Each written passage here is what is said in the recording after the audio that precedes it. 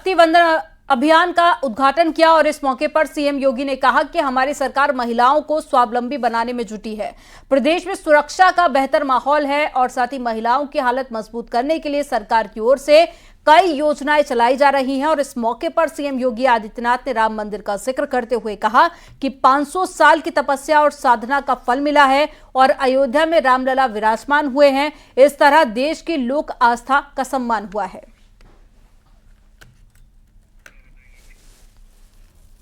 तो मुख्यमंत्री योगी आदित्यनाथ लखनऊ में कार्यक्रम में शामिल हुए थे। वंदन शक्ति कार्यक्रम में ये तस्वीरें आपको दिखा रहे हैं जहां पर उन्होंने दीप प्रज्वलित करके कार्यक्रम की शुरुआत की और उसके बाद में उन्होंने महिलाओं का भी जिक्र किया और साथ ही राम मंदिर का भी जिक्र किया। उनके साथ में डिप्टी सीएम भी मौजूद थे और सीएम ने राम मंदिर का जिक्र करते हुए कहा कि सालों का जो संघर्ष था, सालों की जो तपस्या थी, उसका फल मिला है और ये सनातन धर्म का सम्मान है। वास्तव में 500 वर्षों के उपरांत एक लंबी लड़ाई और संघर्ष के उपरांत, तपस्या और साधना के उपरांत प्रधानमंत्री मोदी जी के नेतृत्व में यह सिद्धि प्राप्त हुई है। अयोध्या में प्रभु रामलला के प्राण प्रतिष्ठा का यह समारोह केवल प्राण प्रतिष्ठा समारोह नहीं है। भारत की लोक आस्था और जनविश्वास की पुनर्प्रतिष्ठा है। भारत के पुराने गौरव की पुनर्प्रतिष्ठा का एक अभियान है और इसकी मैं आप सबको हृदय से बधाई देता हूं, आपका अभिनंदन करता हूं।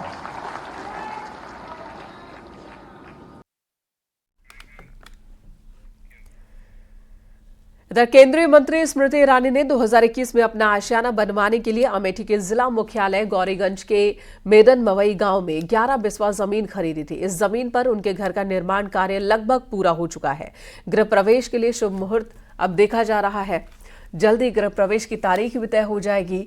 संभावना जताई जा रही है कि फरवरी के आखिरी हफ्ते या फिर मार्च के पहले हफ्ते में सांसद स्मृति ईरानी के घर का गृह प्रवेश होगा, जिसके बाद सांसद स्मृति ईरानी अपने इसी आवास पर रहेंगी।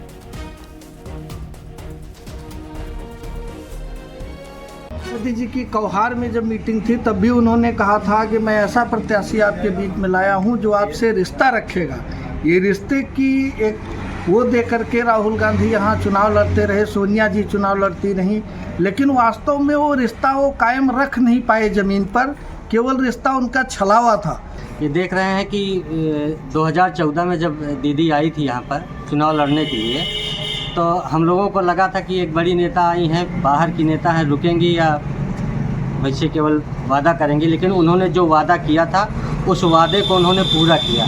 लेकिन अभी तक कोई यहाँ रहता नहीं था। रहने की बात ही छोड़िए कि कोई आता था तो मुलाकात भी नहीं हो पाती थी। एक दो बार पहले हमने 2010 के करीब प्रयास किया था मिलने के लिए, लेकिन बहुत धक्का मुक्की सहना पड़ता था। लेकिन जब से 2019 से दीदी सांसद हुई है यहाँ पे, वो समस्याएं अब नहीं हैं। केंद्रीय मंत्री व अमेठी सांसद स्मृति ईरानी ने अमेठी की जनता से वादा किया था कि अगर वो अमेठी की सांसद बनती हैं तो अमेठी में उनका खुद का घर होगा, जहां लोगों को सांसद से मिलने के लिए दिल्ली नहीं जाना पड़ेगा। तो सांसद अमेठी स्मृति ईरानी का आवास अमेठी में बनकर तैयार हो गया है। फरवरी के आखिरी सप्ताह या फिर मार्च के पहले हफ्ते में मुहूर्त देखकर इसका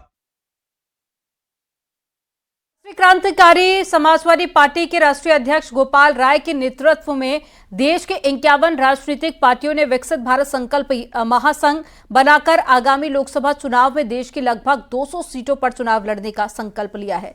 सभी पार्टियों ने गोपाल राय को नवनिर्मित विकसित भारत संकल्प महासंघ का संयोजक चुना है। दलों ने आज पिछले एक सप्ताह पहले बैठक करके एक नाम ये दिया कि जिस तरह से हमारे मोदी जी, योगी जी काम कर रहे हैं, काम बहुत अच्छा कर रहे हैं, लेकिन हम लोगों को भी राजनीतिक दल है तो अपनी पहचान भी बनानी है। पिछली बार 2022 में हम सभी लोगों ने समर्थन भी दिया था भाजपा को, और हम लोगों ने 51